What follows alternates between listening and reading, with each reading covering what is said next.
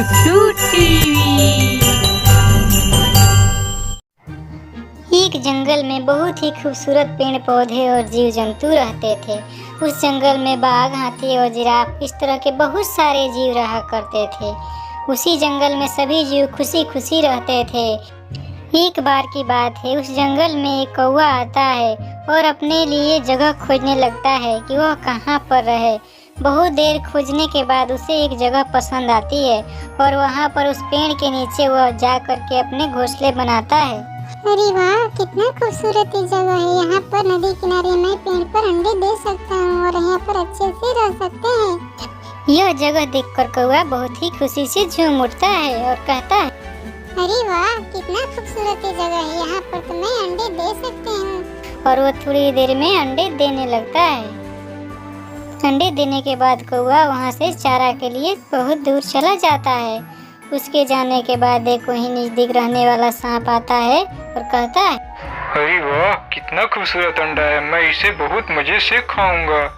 यह कह कर के सांप अंडों को खा जाता है और खाने के बाद वो वहाँ से धीरे से सरक जाता है और सरक कर आके पेड़ के नीचे वाले अपने बिल में वह छिप जाता है।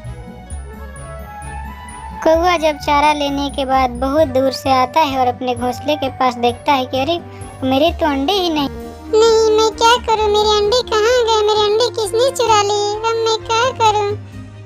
इसी तरह कुछ दिन और बीत जाते हैं और बहुत सारे पशु पक्षी और मौसम बदलने लगता है। इधर बहुत सारे पशु पक्षी उड़ते रहते हैं।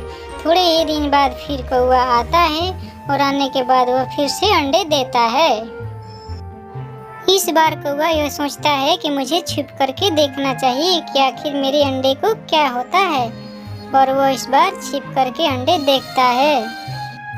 इतने ही देर में सांप वहां आ जाता है और फिर सारे अंडों को वो धीरे धीरे खा जाता है। यह देखकर कौवा बहुत ही परेशान हो जाता है और उससे लड़ने के लिए आ जाता है, पर वो लड़ने में सक्षम नहीं होता है और वो हार कर चला जाता है। फिर कौवा सांप से छुटकारा पाने की तरकीब सोचने लगता है। इधर भीमापुर राज्य के महाराजा अपने सैनिक से कहते हैं कि जाओ, हमारी राजकुमारी आज स्नान करने के लिए तालाब में गई है, वहाँ जा करके उन्हें देखो, उन्हें कोई परेशानी तो नहीं हो रही है। अरे हमारी प्यारी राजकुमारी, आप भी नहाने आइए ना, कितना मजा आ रहा है इस तालाब में। नहीं, तुम ही लोग नहाओ, मैं तो बस देखती हूँ।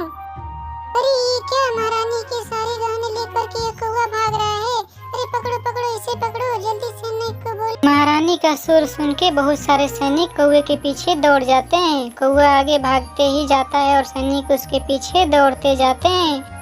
बहुत दूर पीछा करने के बाद कौवा के पीछे सैनिक दौड़ते जाते हैं और देखते हैं कि कौवा महारानी का हार एक नीचे नाग के घोंसले में गिरा देता है। इसे देखते ही सैनिक वहाँ पर भाला से वार करने लगते हैं। थोड़ी ही देर में नाग मारा जाता है और वो सैनिक हार लेकर के चल देते हैं। इस प्रकार कौवे को उस सांप से छुटकारा मिल जाता। सांप की हालत देखकर कौवी बोली, जैसा को तैसा, उसने मेरे सारे अंडे चुरा लिए थे और खा जाते थे। अब उसे अच्छी सबक मिली है, अब वो मुझे कभी परेशान नहीं करेगा। कुछ दिनों बाद फिर से कौवी अंडे देती है और इस बार उसके अंडे कोई नहीं चुराता है और अंडों से चूजे निकल जाते हैं।